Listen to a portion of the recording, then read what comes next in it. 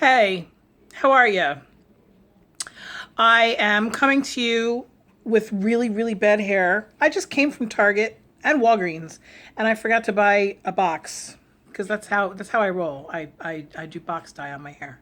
Yeah, that's what I do. Anyway, um, I just came from my orthodontist, and this is sort of day one. I didn't get my shit yet, but I made my down payment, and I gave them the information for auto pay. So I am now officially poor. Donations accepted. I'm joking. Donations are not accepted.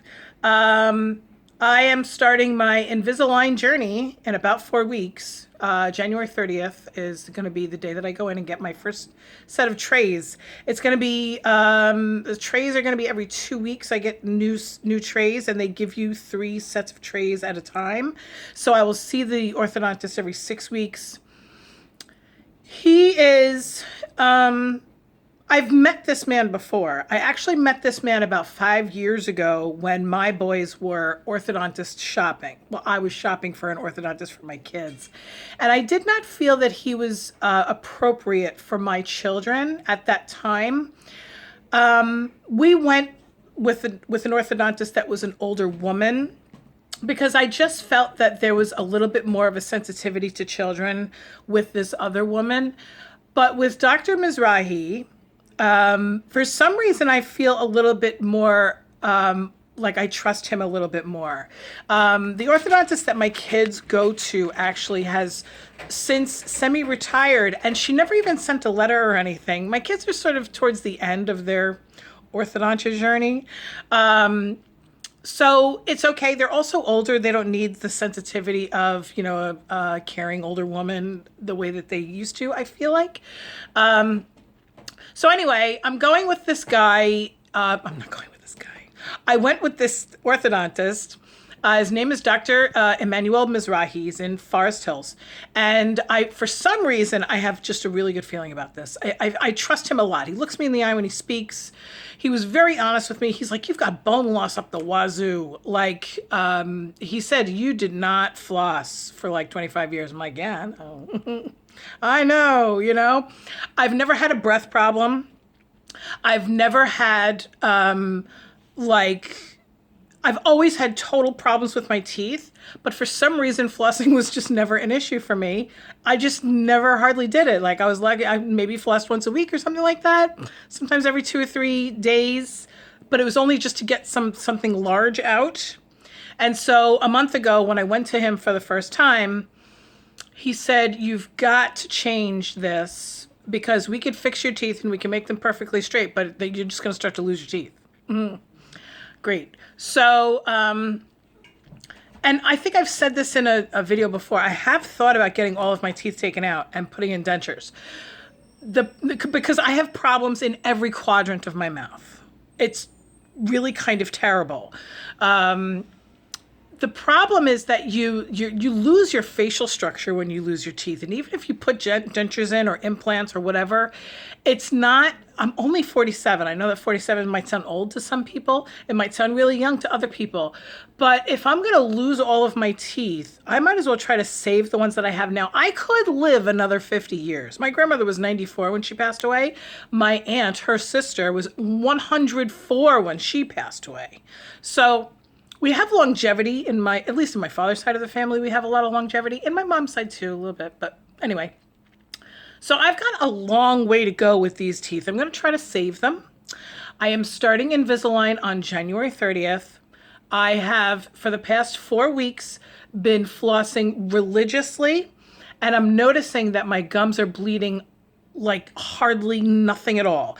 My gums used to bleed every single time I brushed.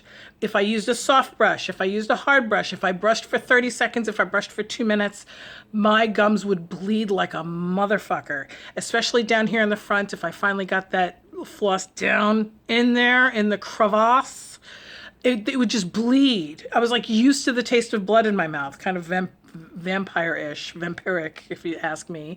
But it was okay for me because I knew that I was cleaning my teeth enough if they were bleeding Terrible. I know, whatever. So I'm noticing now after about 2 weeks of religiously flossing and brushing, not just twice a day, but I have the burst toothbrush, which gives you like a 30-second interval, and you're supposed to use it in 4 times, once in each quadrant to equal 2 minutes. Once a day, I'm actually doing 4 minutes. I'm using it with with toothpaste for 2 minutes, and then I rinse the toothbrush off. I rinse out my mouth, and then I do it for another 2 minutes. And I'm concentrating more like literally up in between the cheek and the gums, and then also on the inside, on the roof of my mouth, on my tongue. The last 2 minutes without the toothpaste. That's the one that I'm sort of like doing the massage part. And that's been really good for like the circulation in my gums and stuff like that. So anyway, I put down my down payment today. They did the scan, so they take this like sort of like little computerized camera thing, and they hold it on your teeth, and they pull it around your teeth, and they have this really cool thing where then they just, with their fingers on the monitor, they can like 3D image of your teeth. My teeth are a fucking hot mess. I'm like, even looking at the thing, I'm like, I'm not even a dentist, and I can see that looks bad. But you see that? Hopefully, in about 8 or 9 months, it's going to take longer than that, though. He told me it's probably 14 to 18 months. This is not something that's going to be resolved quickly, and I don't even need it to be resolved quickly. I've been living with this shit for 47 years, right? So here's the thing. In 3 weeks, I got to get this one pulled out. There's just too many teeth on the bottom, except back here, where I have none. You see that hole there? I'm not even proud of that. I'm not even going to show you that again. I have gaps on both sides of my lower teeth where they took molars, and the wisdom tooth came forward, and I'm actually using the wisdom tooth back here as a chewer. It's a hot mess. So he's going to the dentist is going to pull this tooth, which, by the way, he thinks is still infected. It has a root canal. I spent $1,300 getting this tooth a root canal about 6 weeks ago, and it still hurts. And I said to him, why does it still hurt? I said to the orthodontist today, and he's like pushing on my gums. He's just like, oh, there's infection in there. I'm just like, fuck. So anyway, I have to make the appointment for the dentist. I have to get this extracted in 3 weeks, 1 week before the Invisalign goes in. Or, they give me the trays. He doesn't want me to be without a tooth for a month, but he also doesn't want me to do it like the day before I get the Invisalign, because he wants the hole to heal a little bit, like for like 5 to 7 days before we start the Invisalign. So I've been watching tons and tons of videos on Invisalign. For some people, it's a little bit more of a cakewalk. For others, it's a little bit more of a real true pain in the ass. There are people that get like these buttons put on the side. It's almost like a little spot of stone. And so it gives the Invisalign something to sort of like click into. And when you have the Invisaligns out, when you have the trays out, the inside of your cheeks can become very irritated. And the only time you have the trays out, and the only time that your teeth are becoming irritated, is when you're eating. So if you're eating like acidic food or something salty, something that you would typically think of would aggravate an injury, that's when your injury is sort of exposed. So there are people that have lost a little bit of weight on Invisalign. Also, it is a huge eye-opener for a lot of people about the amount of food and the amount of snacking that they do, because you cannot eat a thing when you have Invisalign aligners, these retainer things in your mouth. You cannot chew, you cannot eat. Every time you eat something, you have to then brush, floss, rinse, and wash and brush the retainers before you put them back in. You become very aware of what you eat.